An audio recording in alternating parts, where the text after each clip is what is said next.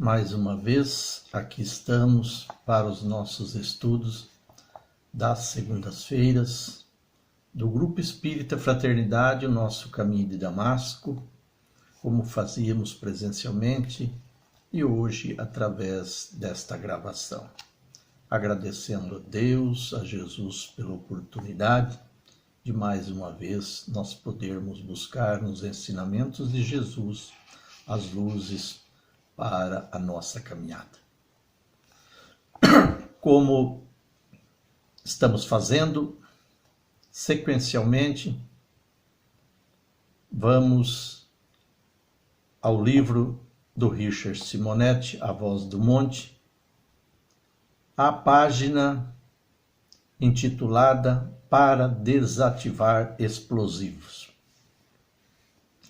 Nesta página, o Richard aborda o capítulo 5, versículos 21 a 22 do Evangelho de Jesus, segundo Mateus, que assim diz: Ouvistes o que foi recomendado aos antigos: não matarás. E quem matar estará sujeito a julgamento. Eu, porém, vos digo que quem quer que se encha de cólera contra seu irmão estará sujeito a julgamento. Que aquele que disser a seu irmão, raca, estará condenado pelo tribunal. E que aquele que lhe disser, és louco, merecerá condenação ao fogo do inferno. Então, o título da página, como dissemos, dado aqui pelo escritor, Para Desativar Explosivos. Usando a fórmula, ouviste o que foi recomendado aos antigos, Jesus refere-se às escrituras sagradas do judaísmo, para citar determinado trecho que irá abordar. Em seguida, usando outra fórmula, eu, porém, vos digo, enuncia ensinos que alterariam substancialmente conceitos temporais superados pela sua moral, ou dar-lhes-ia um alcance maior, oferecendo ao homem uma visão mais clara de si mesmo e uma responsabilidade mais bem definida em relação aos semelhantes. O que nós vemos nesta passagem de Jesus, em que ele, referindo-se às escrituras do judaísmo, não matarás, lá recomendado, conforme o Richard aqui diz, ele amplia os ensinos, altera substancialmente conceitos temporais superados pela moral, ou dar-lhes-ia um alcance maior. Porque o fato não é só matar, não matarás. Estava lá já na escritura do judaísmo. Mas o Cristo vai mais além e fala justamente de qualquer atitude, quando ele fala de ser raca, que era um termo utilizado que nós vamos ver à frente, ou mesmo és louco. Então, qualquer qualificação negativa dada por nós ao nosso irmão, ao nosso companheiro de jornada, está em desacordo com as leis de Deus, contraria as leis de Deus, conforme o Cristo aí enunciou. Começa demonstrando que cometemos falta, não apenas quando matamos alguém, mas também quando nos encolarizamos contra outros, colocando em dúvida sua sanidade mental, ou quando desprezamos o que os judeus faziam pronunciando a palavra raca, que significava homem sem nenhum valor, e enunciavam-na cuspindo de lado para deixar bem claro que a pessoa não merecia nenhuma consideração. Por isso que ele fala na questão do raca, que era esse termo usado pelos judeus para com aqueles que eles julgavam que não tinham nenhum valor. Então, dizia-se essa palavra e inclusive cuspia de lado. Ou seja, um ato veemente de repúdio a um semelhante. E que o Jesus também incluiu como uma violação das leis divinas. Lá constava, não matarás. O Cristo desenvolveu, foi mais além, condenou também toda e qualquer referência negativa que se pudesse ou se fizesse com relação a um irmão nosso. E aí então está um cuidado que temos que ter, porque não condiz com a lei divina. Amai-vos a todos como eu vos amei, recomendada por Jesus. Amai ao próximo como a si mesmo. É entender, compreender, aceitar e não ter para com o outro, não precisando necessariamente matá-lo, mas criticá-lo, desmerecê-lo de quaisquer formas que não seja a extensão e a prática do amor e do sentimento que Jesus amplamente, fartamente nos ensinou. Embora fora do alcance da justiça humana, esse tipo de comportamento é de uma violência arrasadora, a ponto de ser capaz de matar na vítima, o bom humor, a coragem, a alegria, a estabilidade íntima. Há indivíduos tão agressivos que conseguem aniquilar nas pessoas a própria vontade de viver. Nós só não matamos as pessoas quando tiramos-lhes a vida física, como dissemos mais atrás, e como diz aqui o Simonetti. Pelo tratamento violento, físico ou moral, que nós encetamos contra alguém, nós já estamos matando-o. Quando nós tiramos, como diz aqui, o bom humor, a coragem, a alegria, a estabilidade de alguém, por atos físicos ou comentários maldosos, indelicados, maledicentes, nós estaremos prejudicando e, consequentemente, matando, mesmo que pouco a pouco, aqueles que, porventura, forem vítimas de nossos desequilíbrios. Portanto, não cabe a ninguém de nós exercermos críticas ou julgamentos contra quem quer que seja. Isso Cristo fartamente nos ensinou, particularmente quando disse: não julgueis para não serem julgados. Atire a primeira pedra aquele que estiver sem pecado. Enunciados estes que mostram-nos o quanto nós estamos distante da perfeição, o quanto nós não podemos e não devemos nos alvorar de juízes, de algozes, de ninguém. Mesmo que, verificando em outrem atitudes e comportamentos inadequados, a nosso ver, sob o nosso ponto de vista, mesmo assim, não podemos nos dirigir nem nos referir a eles de formas desabonadoras. Não nos compete.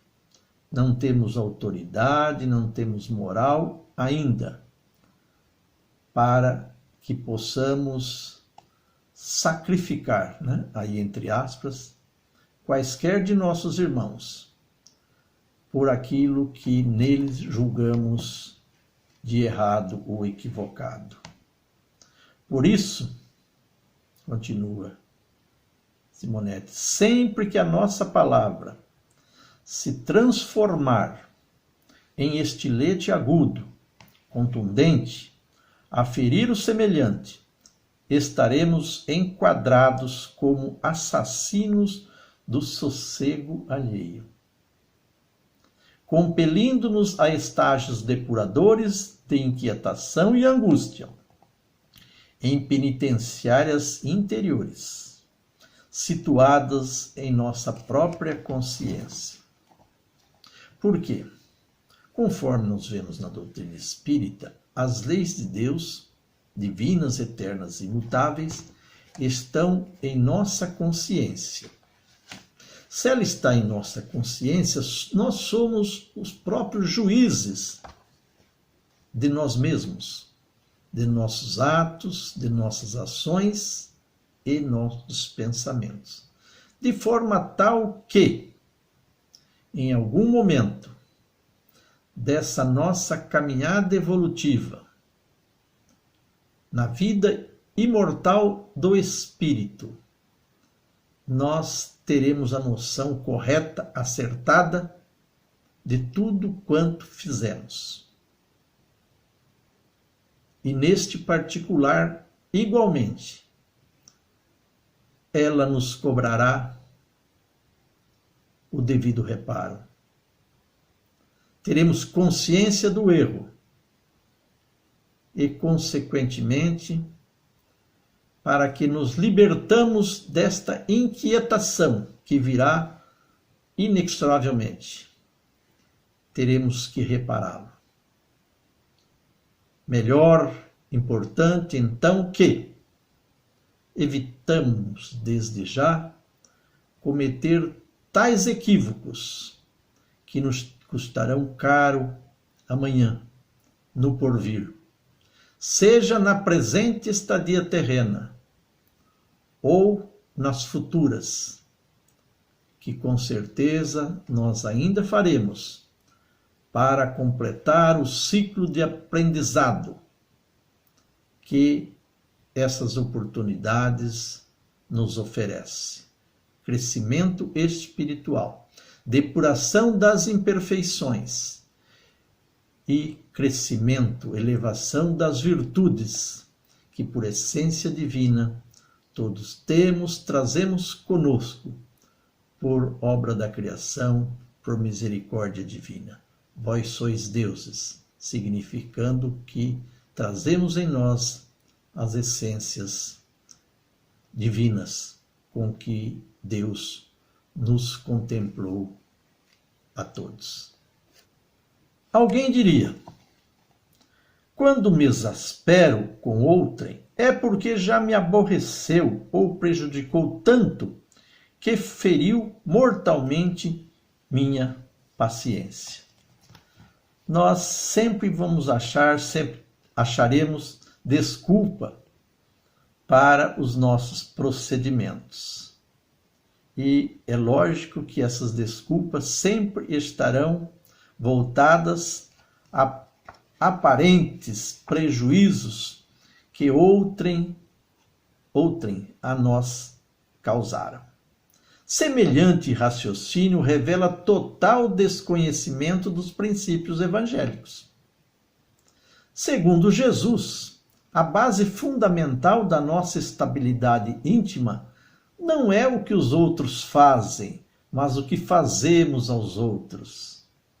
O mal atirado em nossa direção somente nos atingirá na proporção em que lhe oferecermos guarida e nos propusermos a usá-lo em revide. Interessante a lógica deste parágrafo que acabamos de ler. Aquele pensamento nosso, atribuindo a outrem a nossa revolta, as nossas reações, diz aqui o Richard, raciocínio revela total desconhecimento dos princípios evangélicos.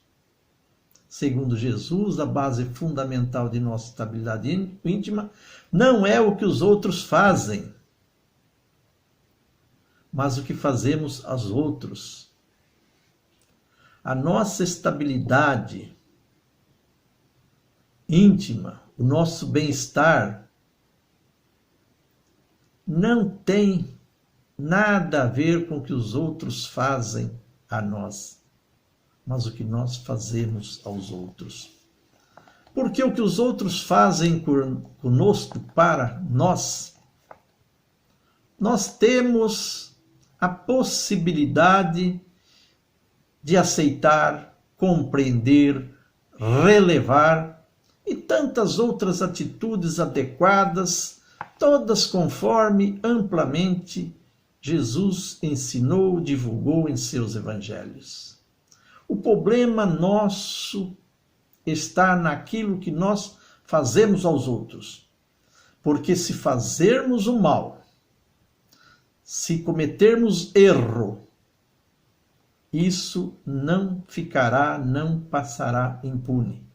Como dissemos mais atrás, as leis de Deus que estão em nossa consciência não deixará passar impune, de forma que hoje, amanhã, depois, nesta ou noutra encarnação, lá estará a mancha, lá estará a falta, o erro, aguardando o devido reconhecimento, o arrependimento e a devida correção. Se nós não formos hoje capazes de aquilatar aquele equívoco, e ele o sendo, a nossa consciência que estamos desenvolvendo, aprimorando, mais tarde, um dia, vai demonstrar-nos que estávamos errados. E se esse erro produziu prejuízo, terá que ser refeito, ressarcido. E esse esforço, essa luta, é que traz-nos as inquietações que muitas vezes nós trazemos conosco, sem saber até o que é que nos causa preocupações, outras que muitas vezes não nos consta razão para ser. Se alguém nos remete uma bomba pelo correio e soubermos qual o seu conteúdo, seremos tolos se nos pusermos a abrir o pacote. O mesmo acontece com as injúrias que nos fazem. São bombas perigosas, capazes de colocar em risco nossa própria saúde. Por que recebê-las, reagindo negativamente? Por isso que ele chamou de, a página que nós estamos hoje abordando, de para desativar explosivos. Quando nós sabemos que alguma coisa que nos mandam, ele coloca aqui um envelope, um conteúdo, um pacote que recebemos no correio, se nós soubermos que o seu conteúdo é danoso, explosivo, jamais vamos abri-lo. O mesmo acontece com tudo aquilo que vem de outro contra nós e que nós achamos seja algo prejudicial, não bom, Por que abri-lo? Por que recebê-lo? Por que lhe dar guarida? E ele, que ele diz o Richard, por que recebê-las reagindo negativamente? Não. Deixamos para lá. Façamos de conta que não é conosco, que não tem nada a ver, que não nos afeta, que não nos prejudica. A maneira como nós acolhermos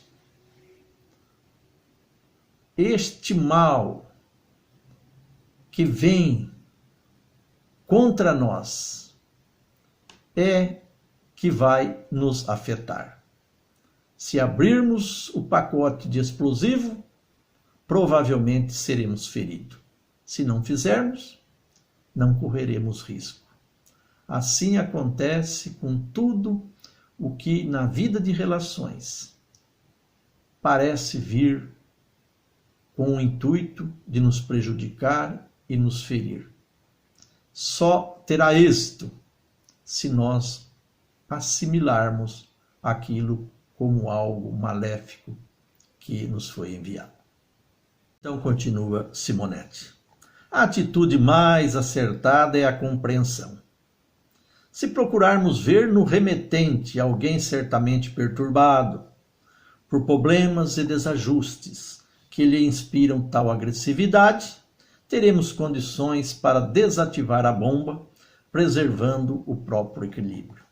Sempre ver naquele que procura nos prejudicar alguém necessitado, carente, em desequilíbrio, portanto merecedor de atenções outras que não um revide. Se estamos transitando de automóvel e surge um congestionamento de tráfego provocado por desarranjo em veículo à frente, será inútil ficarmos buzinando impacientes. Melhor será ajudar o motorista a resolver seu problema para que possamos prosseguir viagem. O mesmo acontece no relacionamento humano. Não raro as pessoas atravessam nosso caminho estacionadas na perturbação, trazendo-nos constrangimento e mágoa. Não adianta fazer soar buzinas de irritação. É fundamental usemos a compreensão e nos disponhamos a deixar o carro do melindre e do ressentimento, tratando de ajudar o companheiro a fim de que nos libertermos. Boa colocação. Não tem coisa que nos irrita mais do que o trânsito e as chamadas barbarices que outros possam cometer, sobretudo à nossa frente. Perdemos a paciência, primeira coisa é buzinar, sem pensar que a pessoa pode estar com um problema mecânico, estar precisando de uma ajuda, né? Alguém que está de alguma forma em uma velocidade menor, ou maior até, em muitos casos, por preocupações próprias que só a ela diz respeito. Cabe a nós, né, colocarmos o pé no freio da nossa paciência, da nossa compreensão, para que nos disponhamos a aceitar, vendo naquele irmão, naquele companheiro, alguém com algum tipo de problemas. Mesmo que ele não os tenha dentro do alcance que condiz com as normas do trânsito, é alguém que, de alguma forma, preocupadamente, conscientemente ou não, ali está em condições não ajustadas física ou psiquicamente. Compreender, aceitar, benevolência para com todos. um dos 3 itens da caridade, segundo entendia Jesus, constante do Livro dos Espíritos. Indulgência para com as imperfeições. Nós estamos muito longe, muito distantes de perceber o íntimo dos seres, das pessoas, e, portanto, não sabemos o que nos leva a atitudes que nós condenamos, nem aquelas que são muitas vezes endereçadas contra nós mesmos. Por isso, a necessidade de termos os devidos cuidados, não buzinar, mas buscar a tranquilidade, a serenidade, que Cristo disse: orai e vigiai, para conter os nossos impulsos, a nossa revolta, que quaisquer situações que nos contrariam, muito facilmente nos leva a descontroles. E termina Simonetti. Toda moral evangélica se funda num ponto essencial. Toda felicidade está subordinada não ao que recebemos, mas ao que damos. Aqueles que justificam sua agressividade, sua impaciência, seus desajustes, atribuindo-os ao comportamento alheio, ainda não aprenderam, nem apreenderam nada do Evangelho. Veja o que significa a nossa impaciência, a falta de compreensão que nós temos quando manifestamos agressividade, impaciência com relação a atitudes de terceiros, de outrem. Então, isso mostra a nossa falta de entendimento, de compreensão da moral evangélica, dos ensinamentos de Jesus, que ele diz que ainda não apreendemos e não apreenderemos nada do Evangelho, quer dizer, nem aprendemos, mas não compreendemos, não utilizamos, nem teoricamente, nem na prática. Então, a necessidade que nós estejamos bastante consciente, tranquilo da nossa responsabilidade, para que não venhamos a abrir os conteúdos explosivos que nos são endereçados. Ao contrário, mandamos para os esquadrões antibombas, né? Para que eles não afetem a nós e a ninguém. Assim terminamos mais um pequeno estudo do Evangelho de Jesus, o Sermão da Montanha, que, graças a Deus, nos foi permitido aqui hoje observar. Muito obrigado pela companhia, pela parceria que esse nosso estudo venha a ter. Que Deus vos abençoe a todos e até uma próxima.